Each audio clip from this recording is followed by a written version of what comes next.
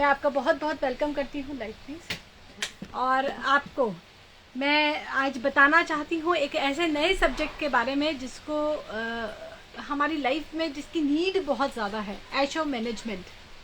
हम अपने टाइम को मैनेज करने की कोशिश करते हैं, वर्क और पर्सनल लाइफ के बीच में एक बैलेंस बनाने की कोशिश करते हैं, और इसके साथ ही हम अपने रिलेशंस को मैनेज करने की कोशिश करते हैं। हेल्थ को मेंटेन करना हमारी मजबूरी है, लेकिन फिर भी ऐसा लगता है कई बार कि सब कुछ करते करते भी हम फेल हो रहे हैं, जिसका कारण है मिसिंग ऐशो मैनेजमेंट। ऐशो मैनेजमेंट एक नया सब्जेक्ट है जो कि हमें कुछ नाकर भैया दिल्ली वाले ने दिया है, इसलिए इसके बारे में उनसे बेहतर हमें कोई बता नहीं सकता। और ऐशो मैनेजमेंट ही एक ऐसा टॉपिक है जिसकी आज हमें सबसे ज़्यादा ज़रूरत है, क्योंकि इतना डेवलपमेंट होने के बाद भी हमें लगता है कि वो रिजल्ट नहीं आ रही, या फिर फेलियर हमारा पीछा नहीं छोड़ रहे। अगर आप किसी भी तरह से अपनी डायमेंशन को चेंज करना चाहते हैं, अपने रिजल्ट्स को जो आपको मिल रहे हैं उनको बेहतर करना चाहते हैं, तो मुझे लगता है कि आपके पास ऐशो मैनेजमेंट के अलावा कोई चॉइस नहीं है। लिव 16 लुक 16 ऐशो क्लब का एक नया चैप्टर है ऐशो मैनेजमेंट, जिसके बारे में आज से हम बात करने शुरू कर रहे हैं कुछ नाकर भैया दिल्ली वाले से। प्रोफेसर अश्विनी जी अग्रवाल, जो कि एक इंजीनियरिंग के ग्रेजुएट हैं, इलेक्ट्रॉनिक्स के क्षेत्र में जिन्होंने काम किया है, लेकिन टेक्नोलॉजीज बनाने में, टेक्नोलॉजीज को एग्जीक्यूट करवाने में और लाइफ से हर तरह का रिजेक्शन कम करवाने में ही उनका एक्सपर्टीज रहा है। और अब अश्विनी जी काम कर रहे हैं ऐशो मैनेजमेंट पर। ऐशो मैनेजमेंट जो कि फैमिलीज के लिए ज़रूरी है, कुटुंब के लिए इम्पॉर्टेंट है, and it is needed for the whole society. ASHO management सिर्फ इंडस्ट्रीज की या इंस्टीट्यूट्स की नीड ही नहीं है, एक छोटा सा दुकानदार को भी आवश्यकता है ऐशो मैनेजमेंट की। और एक इंडिविजुअल को, एक कपल को, जैसे ही हम किसी के साथ जुड़ते हैं, टीम में आते हैं, वैसे ही आवश्यकता पड़ने लगती है ऐशो मैनेजमेंट की। आइए इसके बारे में डिटेल में बात करते हैं अश्विनी जी से, जो कि नॉर्थ इंडिया में बहुत ही टेरिबली खराब हो रहा है। लगातार बारिश हो रही है और इस पूरे वीक ये प्रेडिक्शन है कि बारिश चलती रहेगी। ऐसे वेदर में इंटरनेट का डिस्टर्ब होना बहुत ऑब्वियस है, लेकिन हम कोशिश करते हैं अश्विनी जी से जुड़कर। प्रणाम अश्विनी जी। प्रणाम। स्वागत है आपका आज के इस लाइव प्रोग्राम में। और ऐशो मैनेजमेंट ये एक ऐसा सब्जेक्ट है जो कि जिसके बिना लिव 16 लुक 16 संभव नहीं।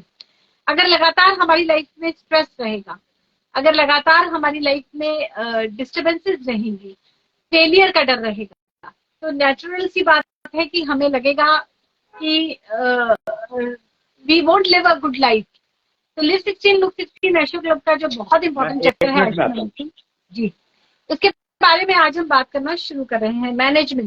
मैनेजमेंट का एक सीधा सा डेफिनेशन ये है कि make others do what you want them to do. HR management में ये सिखाया जाता है कि आप दूसरों से वो करवाएं जो आप चाहते हैं कि वो हो। ये मैनेजमेंट की बेसिक सी डेफिनेशन है कि आज मैनेजमेंट की बहुत सी डायमेंशंस हैं।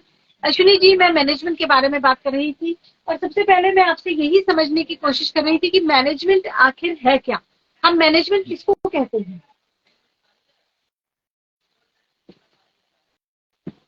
जी, मैनेजमेंट हम कहेंगे किसे? जी,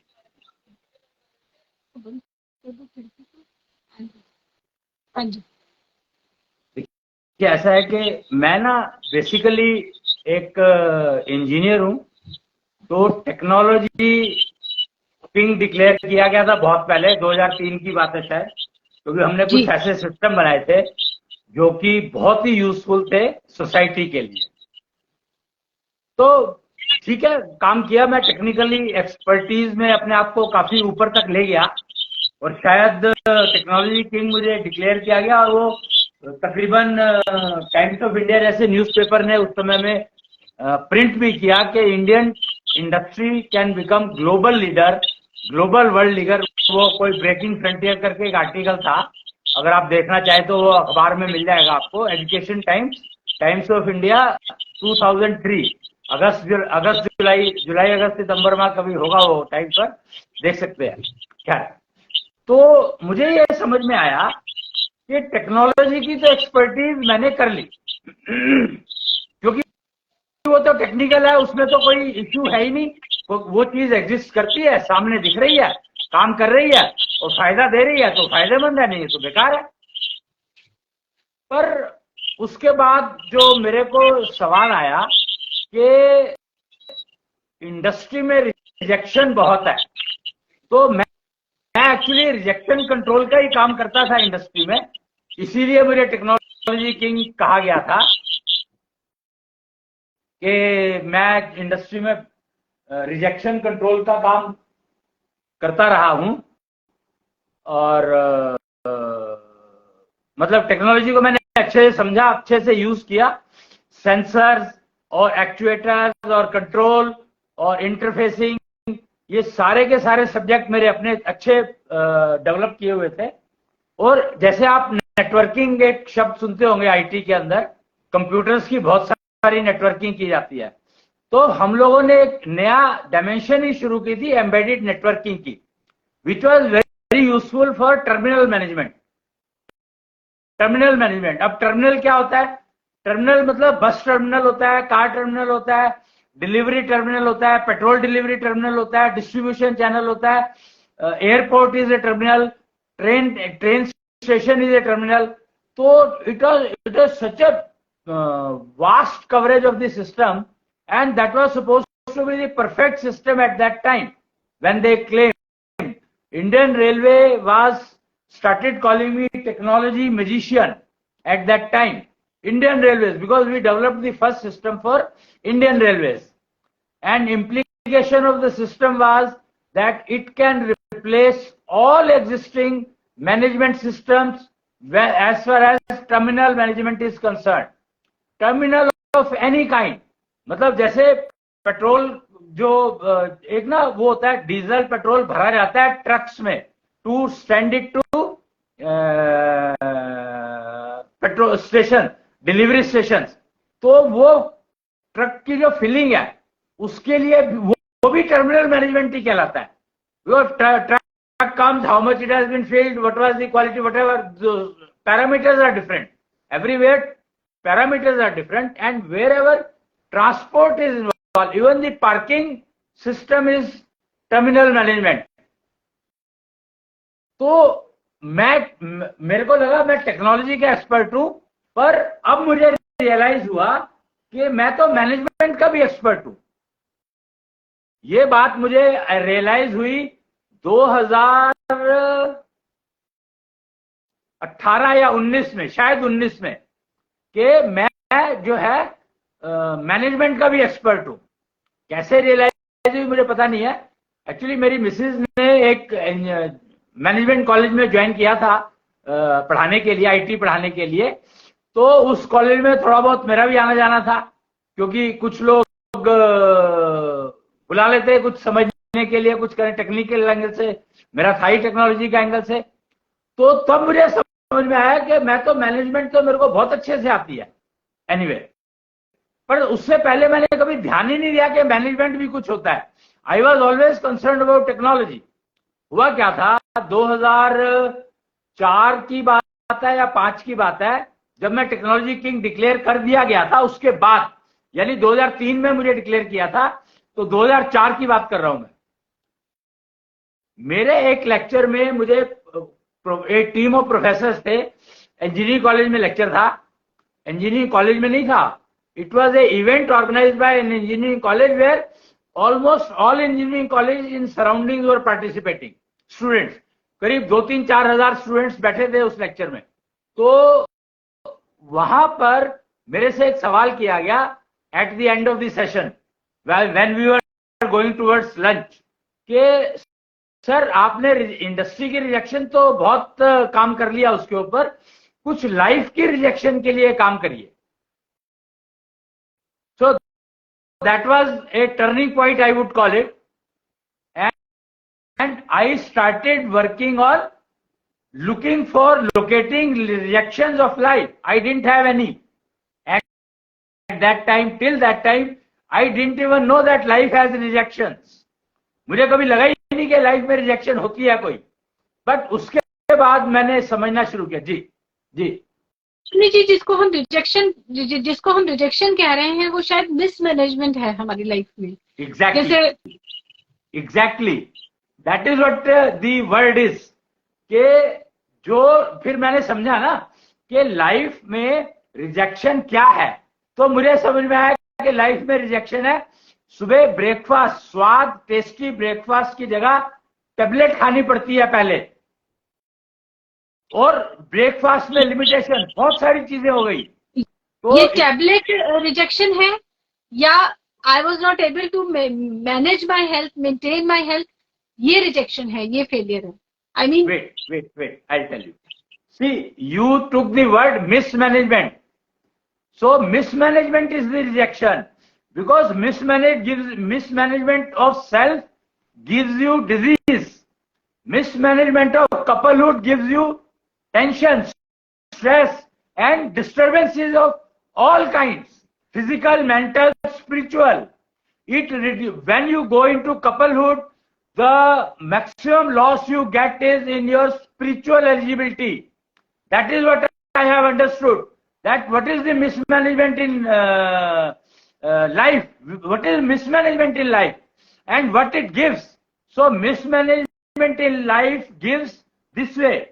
If you are mismanaged in your life, you will get disease.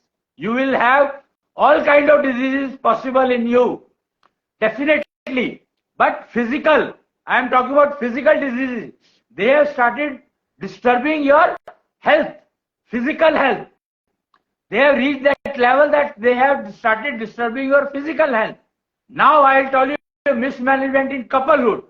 Mismanagement in couplehood gets developed because you didn't manage self. All mismanagement of yourself passed on to the partner, and partner has passed on to you. Mostly female is a receiver. So she suffers because of her mismanagement of health. The male pushes her to suffering more because of his mismanagement of the health. That is what the problem is, couplehood. Then we come to family. Now addition, look at it. How the problems are getting added. Problems created by one person's mismanagement of self's life started getting added up, multiplying, multifold. When you are getting family, you get a diseased child. You do not get a healthy child. Why? Simple reason that the female didn't want that I want to get pregnant. But unfortunately or fortunately, I don't know what to say, she became. Who is responsible for making her pregnant? Tell me. She herself? I don't think we can blame anybody for that. Why not? I mean, she entered into the relationship. Why not? That is the problem. This is called mismanagement. She cannot become pregnant without a male. But that was her sole decision, that she wanted to be into a relation. Be it marriage. Exactly. That's what I'm trying to come down to. That she decided to get pregnant, but she never bothered to check up that what is the mismanagement of in his or her life. That is the problem. See, we are talking of mismanagement. We are not talking of. Yeah. भाई बिना सोचे समझे हमने कोई decision ले लिया, उसके outcomes हमने समझे ही नहीं, फिर वो आउटकम्स आ रहे हैं. Exactly. So, this is called mismanagement overall. See, that's what I'm trying to say. That's what I'm trying to say, that we are talking of subject called management, Asho management. And I was trying to give a background that I am a technocrat. I have no connection with management. But I realize that I am the best management person. I can manage everything very best. How I realize? I realize that the root cause of problems is mismanagement. I used to do rejection control in machines in the industry, and I found that it is sometimes, most of the time, mismanagement of either operator, either mismanagement by the manager that he didn't get the machine overhauled in time, or that is the mismanagement of the electricity suppliers, or that is the mismanagement of the raw material suppliers. So I was able to manage there, but I never knew that this mismanagement begins from the person, and it begins from the male. Most of the time problem, how it started, why I am blaming male? Because I am a male. I know mismanagement starts from me. When I start talking of couplehood, when I start talking of family, reason is that female is given very high value of Ashonidhi compared to male. Male cannot understand female at all. The reason is that she has been given 6 senses. Male has been given only 5. So this is a partiality done by nature. I can't help it. But we have to understand this. Unless we understand this, unless we realize this, our life will remain mismanagement ever. Ji. So, female has got more senses, higher Ashonidhi, and male की life से mismanagement शुरू होता है. अब अगर हम इस तरह की क्लेम्स करते रहेंगे तो we don't reach to any conclusion, क्योंकि the game is that mismanagement exist in almost every dimension of life, and that is the main. You have to, no, sorry, again, sorry. You have to, if you have understood that mismanagement is the cause, then you have to find the root of mismanagement. How will you find that? I am the only one who can deliver that. No one else can. Because here you need technology to understand, to diagnose. You do not have that kind of technology, never existed, which can diagnose the mismanagement done by a male or mismanagement done by a female. अगर हम इस वाली theory पे आगे बढ़ते हैं कि mail के पास सेंसेस कम है और उसकी लाइफ ज्यादा मिसमैनेजमेंट है, मैनेज्ड है, ठीक है, हमको दिखता है कि अगर एक मेल अकेला रहता है तो उसको इतना मैनेज नहीं कर पाता वो अपनी लाइफ को नॉर्मली, जितना फीमेल करके रखती है, अपने घर को, अपनी जो चीजों को मैनेज करके रखती है. But the moment coupledhood starts, जो एटलीस्ट इंडिया में तो ये कल्चर है कि female maintains even husband's life and her own life, सब कुछ सहेज के रखना ये फीमेल का काम है. I am not understanding that at what point there is a mismanagement in male's life which starts affecting the couplehood. I mean, कौन सा mismanagement? ये कि गीला टॉवल बेड पे छोड़ दिया है, या you are not bothered about time, or you are not bothered about hygiene, क्या ये है mismanagement? नहीं, ये तो mismanagement से बीमारियां नहीं आती हैं. Mismanagement is self-health first, and it is the female who realizes the sufferings of the male, because couplehood में आने से मेल की सारी क्वालिटीज फीमेल को पता होती है, पता लगनी चाहिए, because she has given 6 senses. और मेल अगर उस बात पर विश्वास नहीं करता है या नहीं समझ पाता है तो it is because he has only 5 senses. Out of them, all the 5 are also not working properly. That is the problem. They are not synchronized at all, because there was no technology existing. In fact, males were taught, बुरा मत देखो, बुरा मत सुनो, बुरा मत बोलो, and they started teaching it to females.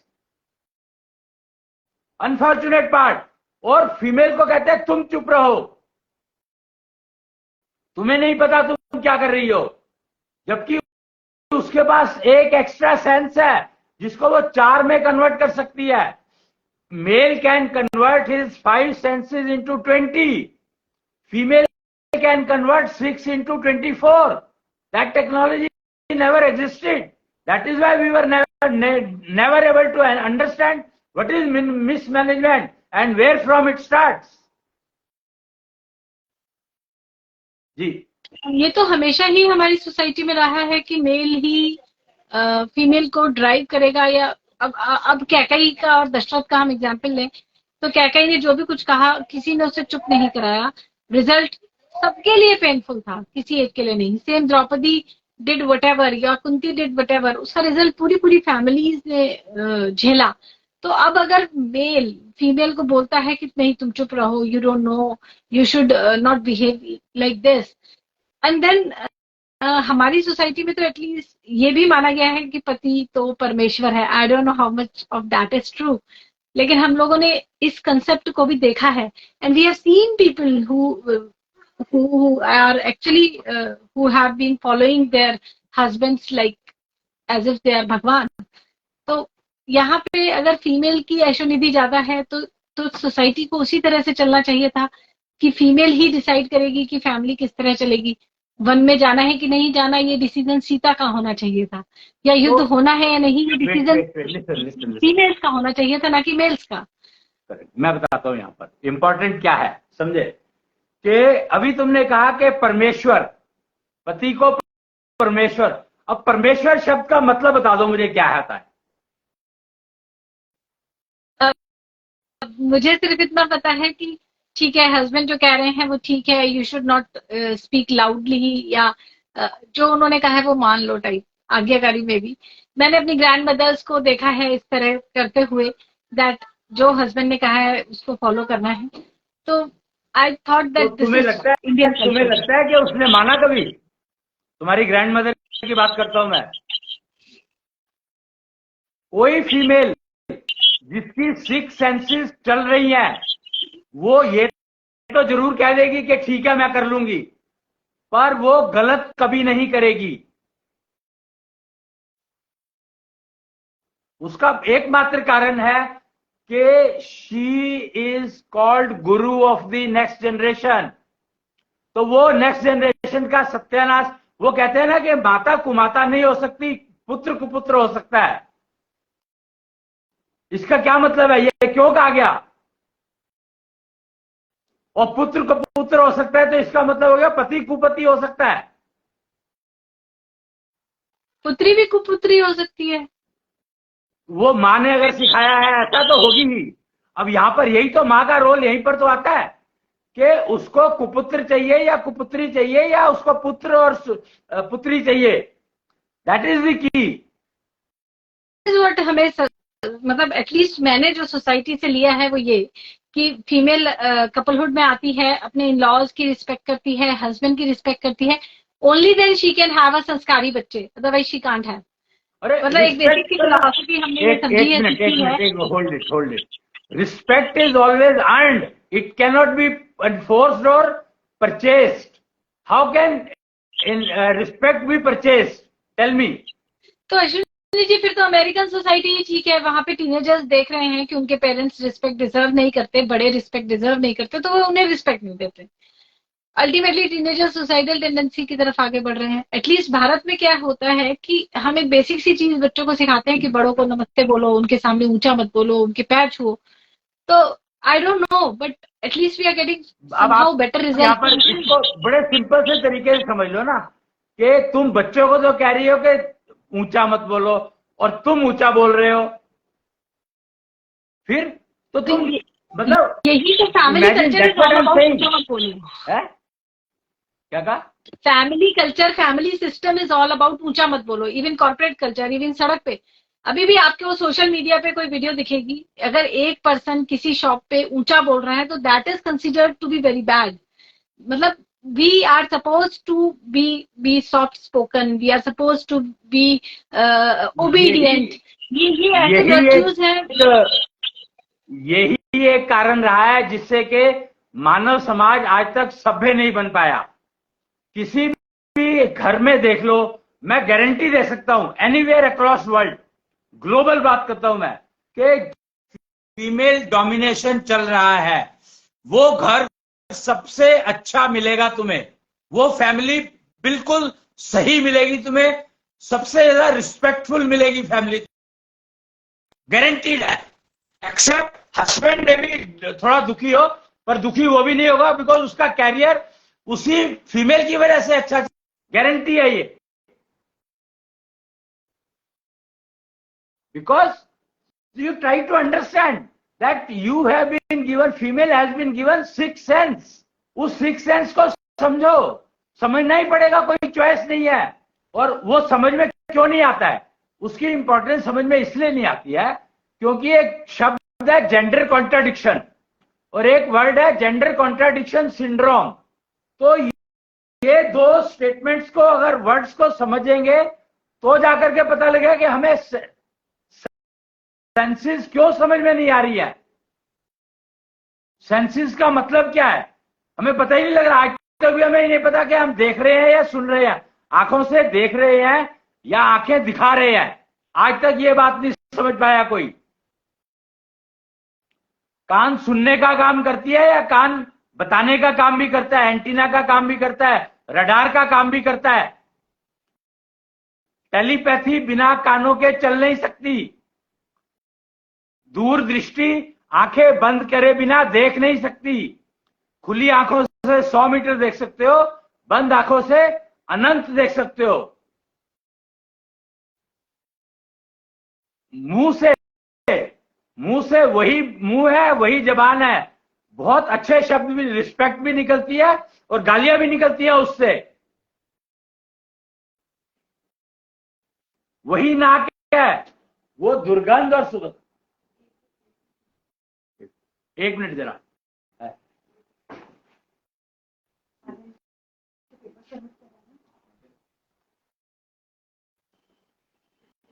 दो तीन बाकी राज्य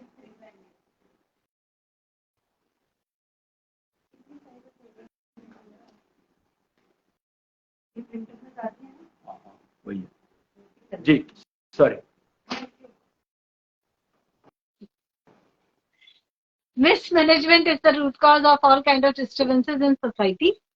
और ये मिसमैनेजमेंट जो मैं अभी तक आप समझ पाई हूँ आपके डिस्कशन से कि ये मिसमैनेजमेंट का मेन कारण है जेंडर कॉन्ट्रडिक्शन, जो आपने अभी बताया कि मेल की लाइफ में ज्यादा मिसमैनेजमेंट होता है, फीमेल की लाइफ में इतना नहीं होता है because she has got more senses and एशोनिटी। लेकिन इसमें जेंडर कॉन्ट्रडिक्शन के बारे में आप बता रहे थे, सेंसेस की फंक्शनैलिटी के बारे में आप बता रहे थे, एंड जेंडर कॉन्ट्रडिक्शन सिंड्रोम का आपने नाम लिया। तो ये कंसेप्ट हम अभी समझने होंगे अगर हम एशो मैनेजमेंट को समझना exactly, this is the part of ASHO management. ASHO management एक टेक्नोलॉजी है, एशो चार्ट के ऊपर आधारित है और ASHO chart conveys all about you and all about the possibilities of mismanagement and all about your way of living, everything about you, each and every point it conveys to you. It talks about gender contradiction, it talks about learning efficiency, it talks about your spiritual eligibility, it talks about your physical ability, it talks about your ashonidhi. Ashonidhi is mental wealth. Spiritual eligibility is your knowledge base, how much knowledge you have, and physical ability is your performance, and learning efficiency is how quick you are able to learn. So all these are part of ASHO management. You have to learn ASHO management to manage self, and then couplehood, and then family, and then career, and then lower management, upper management, supervisor, director level, any management. First step is ASHO management. Ashwini ji, अभी तो फिलहाल situation ये है, किसी भी family में आप देखें, किसी भी ऑफिस में आप देखें, टीम में आप देखें, एक या दो लोग बहुत ज्यादा डिस्टर्ब्ड होते हैं, आउट ऑफ कोई भी रीजन होगा, हो सकता है जेंडर कॉन्ट्रडिक्शन रीजन हो, वो हो सकता है कि एशो मैनेजमेंट सीखने को तैयार हो, लेकिन हर पर्सन तो एशो मैनेजमेंट सीखेगा नहीं, चाहे आप कुटुंब में देखें, नेबरहुड में देखें, तो देखो, एक बात ये समझ लो यहाँ पर, again I'll tell you, there are the only reason why people will not learn ASHO management is they have no eligibility. Their eligibility is poor. This is a institution where you have to have a sufficient amount of eligibility and sufficient amount of cash, money, fees you have to pay. Unless you have that, you cannot learn. Ji. तो that is the basic problem ना. Like office में हम देखते हैं there are some people who are actually stucking kind of nature, जो actually लोगों के को डिस्टर्ब कर रहे होते हैं. इवन पॉलिटिक्स में भी हम इस तरह के नेताओं को जानते हैं. तो उन लोगों को अगर मैं कहूँ कि you have to learn ASHO management, क्योंकि आपकी अपनी लाइफ में मिसमैनेजमेंट आ रहा है. They are normally sick, they are normally disturb, they are normally, उनकी फैमिली लाइफ एक्चुअली डिस्टर्ब रहती है. No, again, I'll put a point. Wait. Again, I'll put a point. You are selfless within self itself. If you are not asho managed, then how can you say that other person is not asho managed? और वो एक मछली सारे तालाब को गंदा कर देती है, वो तभी कर पाती है जब बाकी सारी तालाब की मछलियां उसको गंदा करने देती हैं. तो इस बात को क्यों नहीं समझते हो? यही प्रॉब्लम है कि एशो मैनेजमेंट ने मिसिंग होने की वजह से, एशो मैनेजमेंट ना होने की वजह से एक गंदी मछली सारे तालाब को गंदा कर पाई.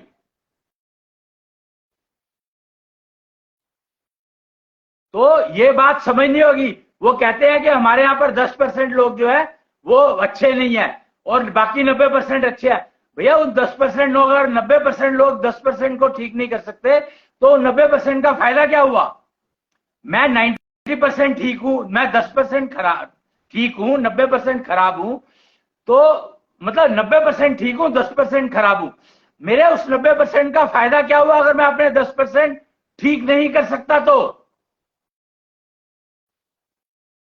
तो एक मछली सारे तालाब को गंदा तभी कर सकती है जब बाकी सारी मछलियां गंदा होने को तैयार हों. जी. अब आज की डेट में सिचुएशन हमारी सोसाइटी में वेरी सैडली यही है. सभी मछलियां गंदा होने के लिए तैयार हैं. इट्स जस्ट दैट कि अपना पर्सनल बेनिफिट सब देखते हैं. हम क्यों किसी गलत के लिए आवाज उठाएं? हमारा अगेन एक बात ये तुमने जो कही है कि पर्सनल वो बेनिफिट देखते हैं, ये तो देखना आता ही नहीं किसी को. पर्सनल बेनिफिट अगर देखना आ जाए तो आप एशो मैनेजमेंट सबसे पहले करेंगे. जिस इंसान को पर्सनल बेनिफिट देखना आ गया वो सबसे पहले एशो मैनेजमेंट की तरफ भागेगा. क्यों? क्योंकि उसके अंदर का जेंडर कॉन्ट्रडिक्शन उसको तंग कर रहा है. उसकी अपनी लर्निंग एफिशिएंसी उसके कैरियर को बढ़ने नहीं दे रही है. उसकी अपनी परफॉर्मिंग एफिशिएंसी उसको नुकसान दे रही है, कैरियर बनने नहीं दे रही है, फेलियर है हर जगह पर. उसकी अपनी परफॉर्मेंस, लर्निंग एशो नहीं दी. मतलब जिसका अपना जो भी सेल्फिश हो जाएगा वो सबसे पहले भागेगा एशो मैनेजमेंट को सीखने के लिए. अश्विनी जी, एशो मैनेजमेंट आप कह किसे रहे हैं? What exactly is ASHO management? ASHO management is eliminating mismanagement from my life.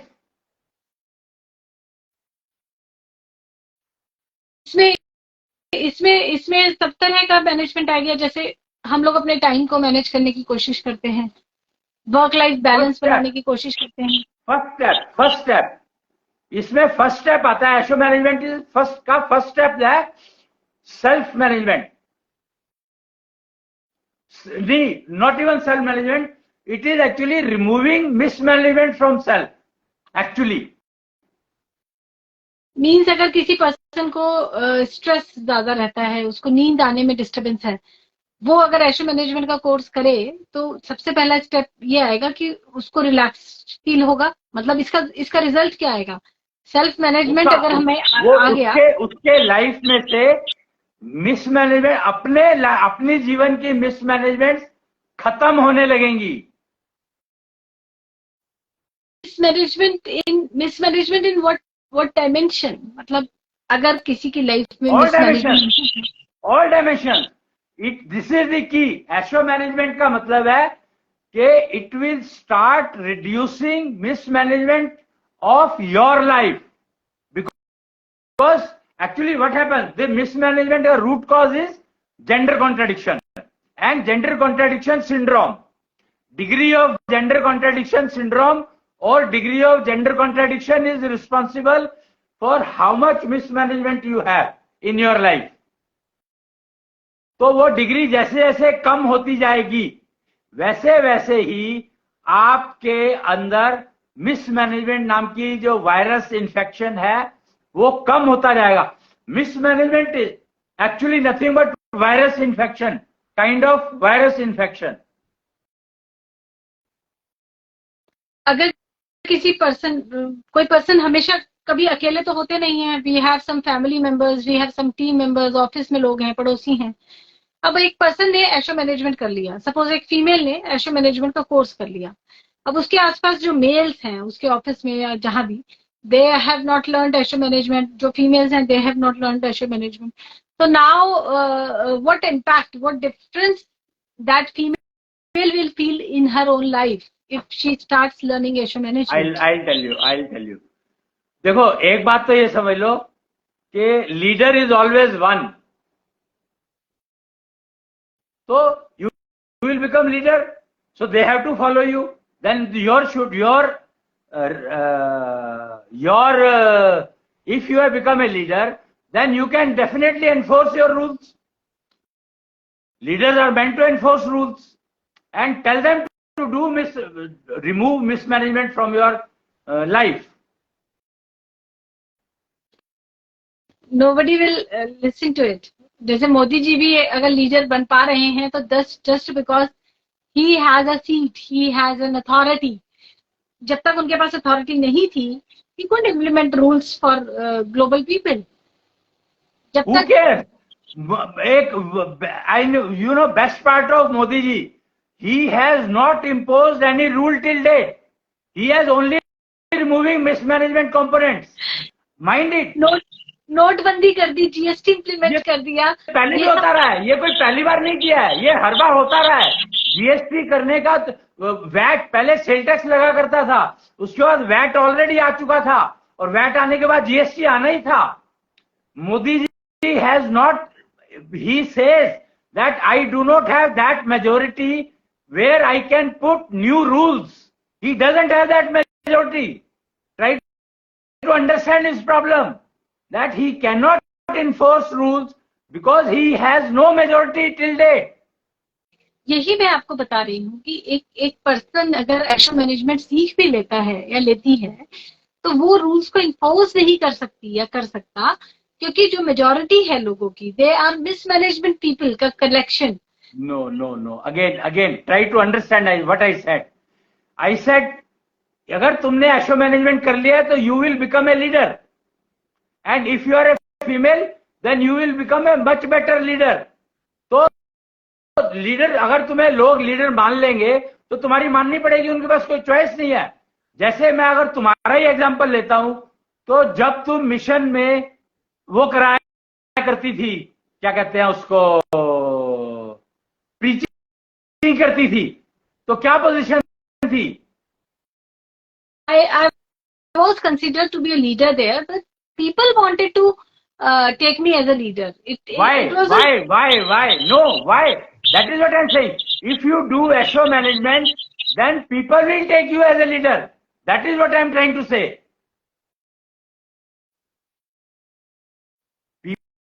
People will take you as a leader if you do SO management. That is what I'm trying to say. SO management is, if you know your problems, you can solve them. And once you start solving your problems, your senses will become so much functional that they will start understanding others' problem.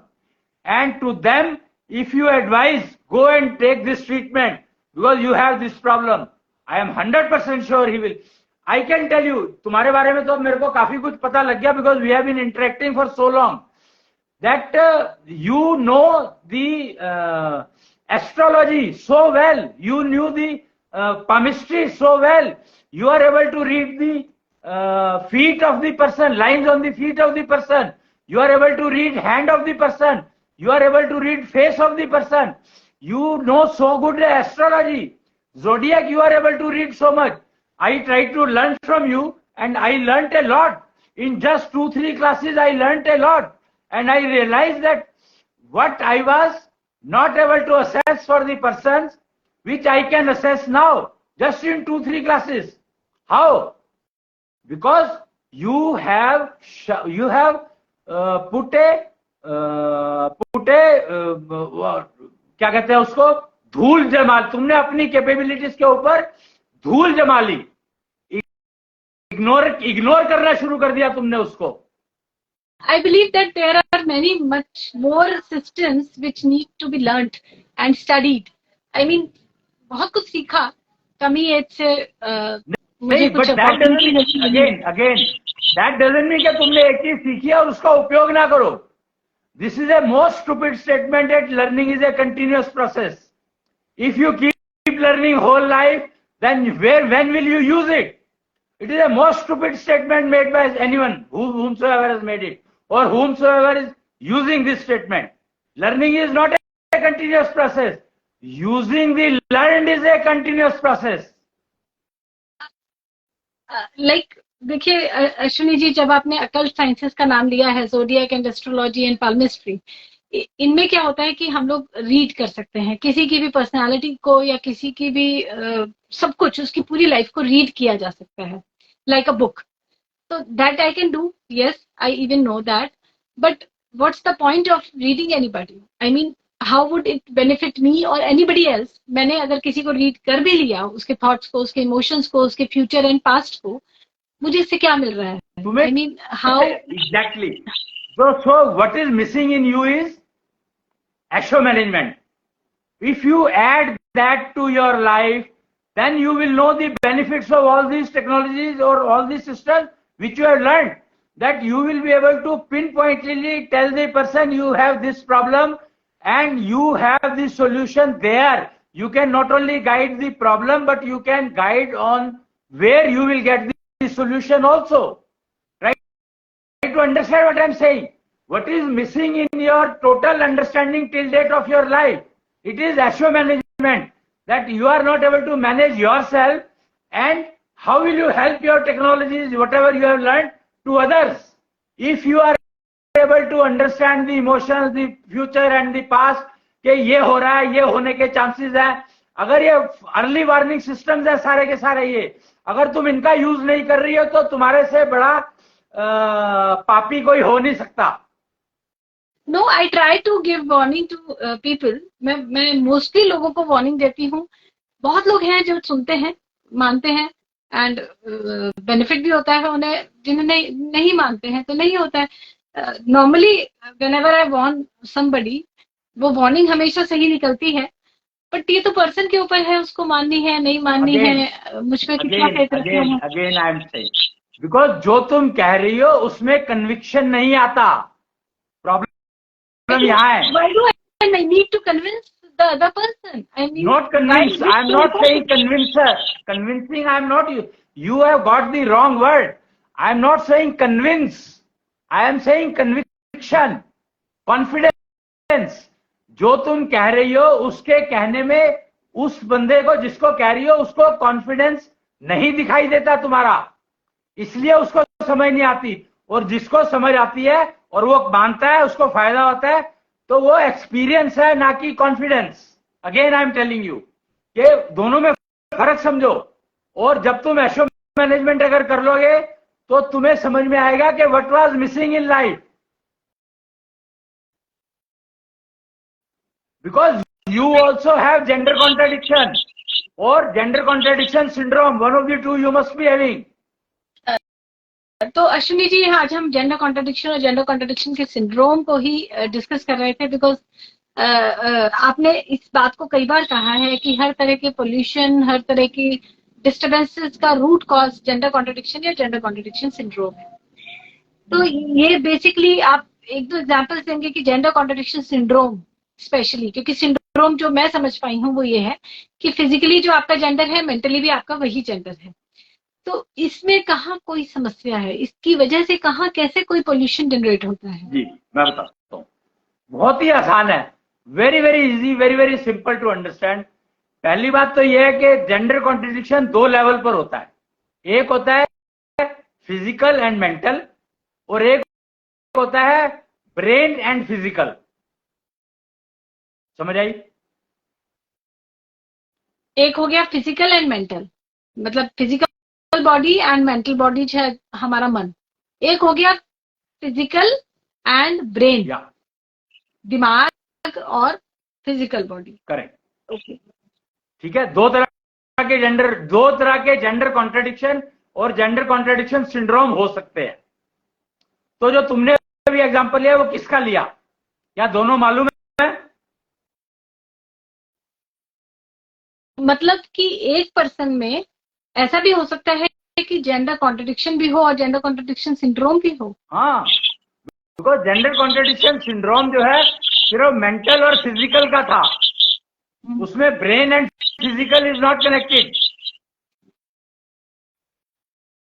Okay, means अगर एक person में suppose एक female है, उसका physical gender female है, mental gender भी female है and brain का जेंडर भी फीमेल है, तीनों जेंडर्स फीमेल हो गए, फिर कोई समस्या क्यों आएगी? She is a female, she is a woman, बात करते हैं। Right, you are right. तो इस केस में कोई समस्या नहीं आएगी उसको, सिवाय अकेले, जब तक वो अकेली रह रही है, जब तक वो दूसरी लड़की के साथ रह रही है, यानी लेस्बियन कनेक्शन में है, तब तक उसको कोई प्रॉब्लम नहीं आएगी, बट वो मेल को कभी समझ नहीं पाएगी।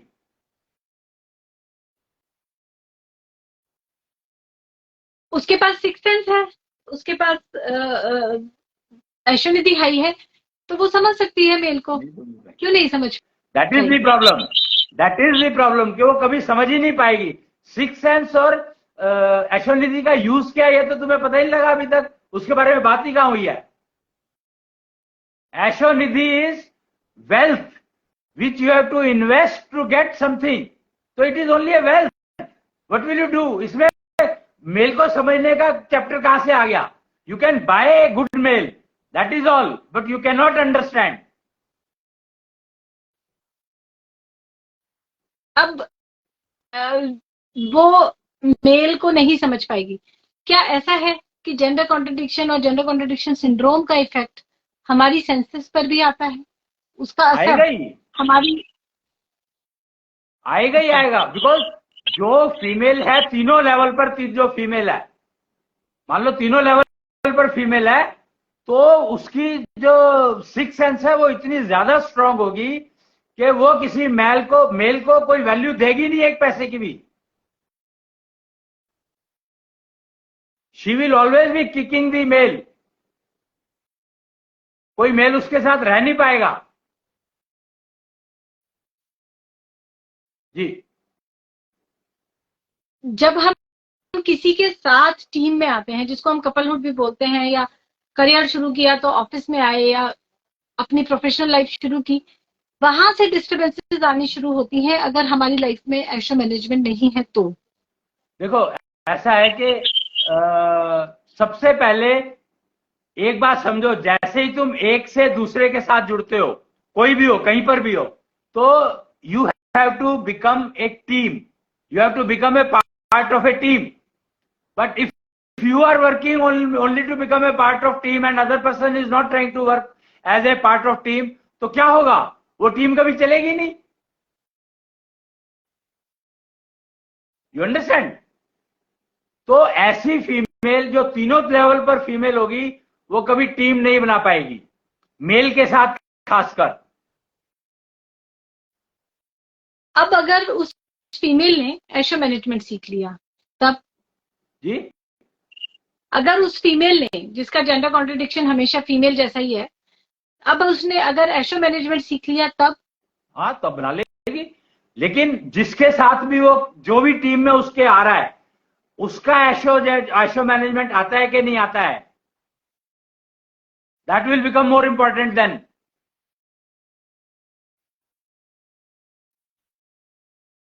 You understand?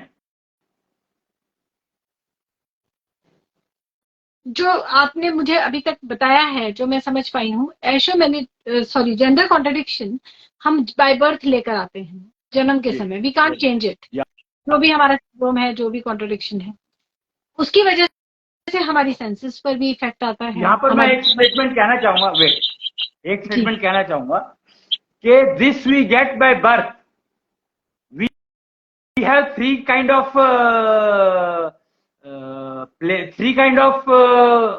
you can say that we have genders. Three genders we have. Each person has three genders. Let us say they can be same, they can be different. तो problem यहां पर यह आती है कि मेरे कौन से जेंडर को मेरे पेरेंट्स ने मेरी अपब्रिंगिंग में एनफोर्स किया, बढ़ाया। समझ आई कि मेरे तीन जेंडर थे, मेरे तीनों मान लो फीमेल, मैं फीमेल, मेरे तीनों फीमेल जेंडर है, तो मेरे पेरेंट्स ने मेरे को मेल जेंडर से बनना सिखाना शुरू कर दिया, जो कि मैं कभी सीख ही नहीं सकती। तो मेरे को मेल्स के साथ बिठाना शुरू कर दिया,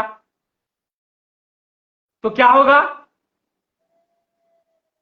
थोड़ा थोड़ा उस फीमेल का बिहेवियर मेल जैसा हो जाएगा। थोड़ा नहीं होगा, वो अपने आप ही बीमार रहेगी, वो अपने आप को अपना सत्यानाश कर लेगी वो, क्योंकि she is trying to fight with herself. She will always have a dual personality kind of, कि यार मैं तो ये सोचती हूँ ये होना चाहिए, पर ये कह रहा है कि ऐसे होना चाहिए, एक बार ट्राई करके देखती हूँ। तो उसका सबसे ज्यादा नुकसान उठाएगी वो। अगर पेरेंट्स उसको मेल की तरह से अपब्रिंगिंग करना शुरू करेंगे तो। जी, इसका मतलब कि बाय बर्थ हम कुछ लेकर आते हैं जो जेंडर कॉन्ट्रडिक्शन या सिंड्रोम, इसके साथ ही अपब्रिंगिंग किस तरह हुई है, पेरेंट्स ने किस तरह से ब्रॉट अप किया है, इसका भी इम्पैक्ट हम पर आता है। ओके, कौन सा जेंडर उन्होंने प्रोमिनेंट रखा है, right. क्या सोचकर पाला है। राइट। एंड अब मेरा क्वेश्चन ये है, जो मेरा शायद आज का लास्ट क्वेश्चन होगा, थोड़ा ही समय बचा है।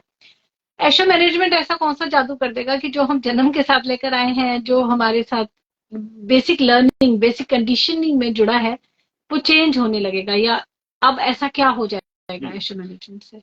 एशो मैनेजमेंट को लोग जादू ही कहते हैं, पता नहीं क्यों कहते हैं, मुझे समझ में नहीं आया, बट कहते जादू ही है इसको। और because it is the only management system which is based on pure technology. People have misunderstood the word called technology by the word called tools. लोग टूल को टेक्नोलॉजी समझ लेते हैं। मुझे नहीं समझ में आता कि लोगों को यही नहीं पता कि टेक्नोलॉजी किसको कहते हैं और टूल किसको कहते हैं। IT is only a tool, it is not a technology. तो उसको किस जगह यूज करोगे वो यही नहीं पता तुम्हें, उसको हर जगह यूज करने लगते हैं। भैया टूल एक पेचकस टूल है, तो उस पेचकस को तुम उसी पेज खोलने के लिए यूज कर सकते हो ना, पेज ठोकने के लिए तो यूज नहीं कर सकते, कील ठोकने के लिए तो यूज नहीं कर सकते। कब समझेंगे लोग के टेक्नोलॉजी और मोबाइल यूज करने में बहुत फर्क है। पीपल, मतलब सो मेनी एजुकेटेड पीपल से mobile is a latest technology. What A stupid idea. Mobile is only a tool, not a technology. Asho management is based on Asho chart, pure technology.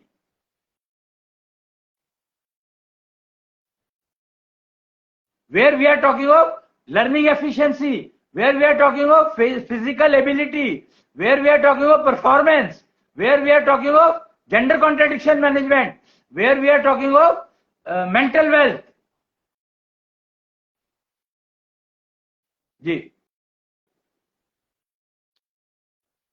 तो ये technology है ASHO management, जिसके through हम manage कर सकते हैं वो जेंडर कॉन्ट्रडिक्शन।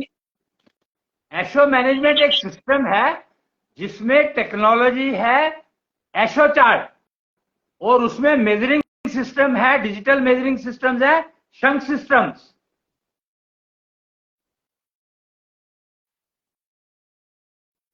जी, एशो chart technology पर बेस्ड है एशो मैनेजमेंट जी। और अगर हम अपने एशो चार्ट को मेंटेन रखना सीखते हैं तो we are able to manage ourselves, ASHO management हो जाएगा। राइट। ओके, तो एशो चार्ट में 5 पैरामीटर्स हैं। इन 5 पैरामीटर्स के बारे में कभी डिटेल में आपसे बात करेंगे। ASHO management is the only choice to remove all kind of mismanagement from our life. Although हमें ऐसा लगता है कि हमारी लाइफ में जो मिसमैनेजमेंट है उसका रीजन दूसरे हैं, किसी से भी आप पूछें तो वो कहेगा जी जी जी जी जी ऐसा है नहीं, रीजन दूसरे नहीं है, रीजन एक ही है। एक ही रीजन है कि हमारे जो एशो मैनेजमेंट है हमारी लाइफ से मिसिंग है। ASHO management is for personal self use, self की मैनेजमेंट करता है एशो मैनेजमेंट। जी, तो self management through ASHO management. Actually ये टॉपिक अभी हमें कुछ दिन और कंटिन्यू करना पड़ेगा, कुछ केस स्टडीज हम स्टडी करेंगे, हम समझेंगे बेसिकली कि जेंडर कॉन्ट्रडिक्शन का इम्पैक्ट हमारी लाइफ में आता कहाँ है, कौन सा फेलियर, कौन सा मिसमैनेजमेंट बेसिकली ये जेंडर कॉन्ट्रडिक्शन या जेंडर कॉन्ट्रडिक्शन सिंड्रोम की वजह से है, जिसमें नॉर्मली हम ब्लेम करते हैं अपनी किस्मत को या दूसरों को या अपने हालातों को। वो बेसिकली जेंडर कॉन्ट्रडिक्शन की वजह से होता है जो डिस्टर्बेंस आती है। इसके बारे में आपसे कल बातचीत फिर करेंगे इसी प्रोग्राम में। आज के लिए मुझे लगता है कि समय हो चला है। बहुत बहुत धन्यवाद आपका। प्रणाम। जय कृष्ण। जय जय Krishna.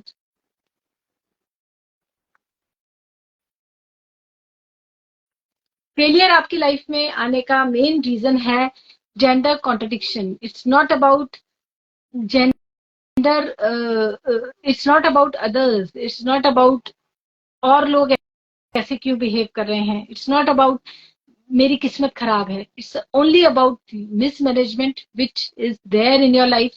You are not able to manage yourself because you don't know how to do ASHO management. ASHO management is based on ASHO chart technology, जिसके बारे में हम डिस्कस करते रहेंगे। कुछ नाकर भैया दिल्ली वाले से इसी प्रोग्राम में जुड़े रहें।